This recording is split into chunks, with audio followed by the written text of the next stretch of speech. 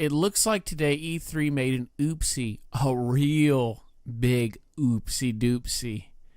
And oh my gosh, I don't know if they're even going to come back from it. E3 leaks personal information of thousands of journalists. First off, thousands of journalists. That's a massive amount of potential doxings. Unbelievable. Like cell phone numbers, addresses, email addresses possibly. Oh dear, E3, what did you do? The article continues, the personal details of thousands of journalists have been leaked by the organizers of E3, the Entertainment Software Association, ESA, which organizes the annual E3 gaming conference, had a publicly accessible document on its website, which showed the names, phone numbers, and home addresses of journalists. So their names, their phone numbers, and their addresses, so people know where they live. They got their phone number, and they've got their full name. Say, for instance, you're a journalist or a smaller YouTuber that doesn't make that much money. A rich journalist will just buy a burner phone, and whenever they're done with it, just throw it away. And then you wouldn't have their actual number. But a smaller YouTuber who probably had to save up a ton of money just to get to the event, oh no, they don't have burner phones. They've got their regular cell phone. And believe me, they're going to have a hard time moving too. I mean, this is ridiculous. Oh man, that is a big oopsie. The spreadsheet was available to anyone who clicked a button. A button on the ESA website, compromising the security of over 2,000 members of the press. Oh my gosh, 2,000 members. Oh dude, what did you guys do? That is gonna be a massive dox.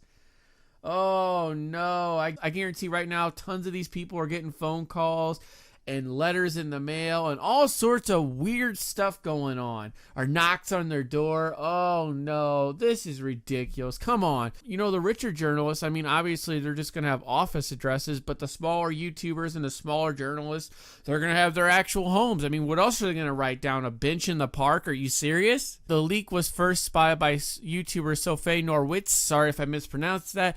A games writer who published a video about the issue on Friday titled, "The Entertainment Software Association Just Doxed." Like I said before, over 2,000 journalists and content creators.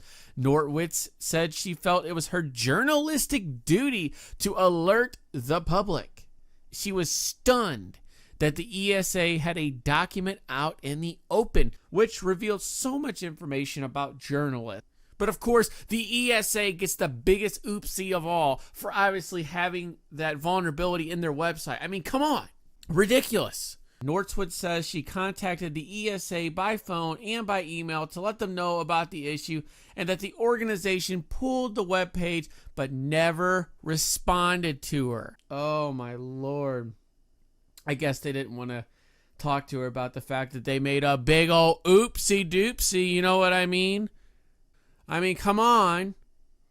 ESA, E3, I mean, why haven't you not been checking your website? Come on, man. The ESA did make a statement to VentureBeat. ESA was made aware of a website vulnerability that led to the contact list of registered journalists attending E3 being made public. Once notified, we immediately took steps to protect that data and shut down the site, which is no longer available. We regret this occurrence and have put measures in place to ensure it will not occur again. Yeah, I bet you wouldn't want that to occur again, obviously. I mean, it might possibly end E3 entirely. I mean, it's very possible after that success story you had. And oh no, that dreaded class action lawsuit possibly coming on here, ladies and gentlemen. Oh dear, I don't know. I don't know if they can recover from this. First off, you're going to be tarnishing your image to the public. And then also, just all the money you're going to be involved with this potential class action lawsuit is going to probably drain you. So I don't know. I don't think people are going to want to see E3 anymore. We might have to have another company step up and say, okay, guys, we're going to do the big game preview this year. It ain't going to be E3. It's going to be us, because unfortunately E3 made a big old oopsie doopsie and had another success story this year, as well as being an embarrassment for the ESA. The leak could also expose journalists to harassment or intimidation. The gaming community has a history, and this is another thing, not just doxing, of swatting and other extreme tactics which could pose a real danger to individuals whose information was leaked. Brought to you by ESA E3. In the long run, poor security could also make companies less willing to shell out large sums of money to appear at E3 events in the future.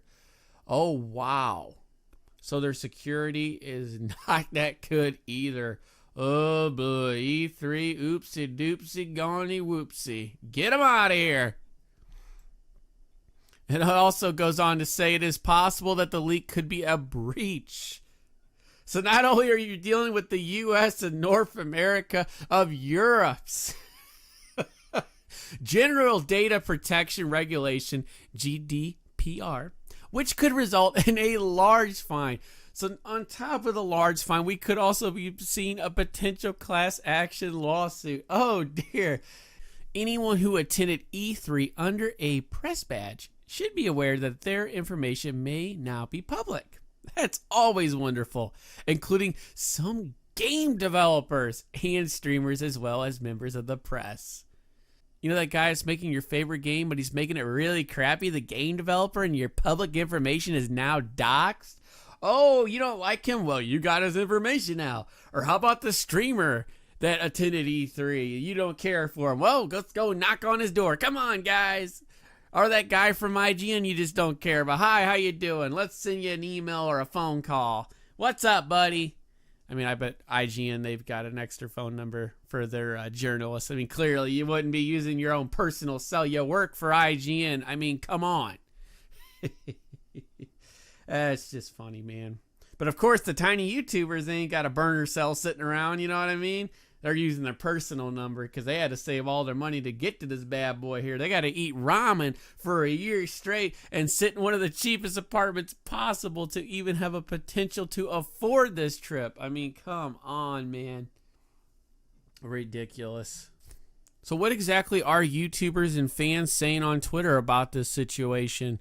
And one of my favorite YouTubers right at the top of the Twitter feed here, Dreamcast Guy, yesterday, the personal information of over 2,000 YouTubers and gaming journalists was leaked by E3 themselves. This will likely lead to a lawsuit and maybe the end of E3. Let's dig into it. He got real passionate and angry about this subject. I mean, he really wanted to go to E3, but now he kind of feels like, oh no, I don't know if I want to put up all my money for this to get possibly doxxed and all my information out. He's like, nope, not going to do it. Not going to happen. Alrighty. If the rapid drop in attendance at E3 wasn't enough to kill it off, which I have noticed it has been going down in attendance in recent years, this class action lawsuit sure will. I bet it will, actually, or will come real close to getting rid of it or put a real damper on E3. It's possible for somebody else to come in charge of a gaming event instead of E3.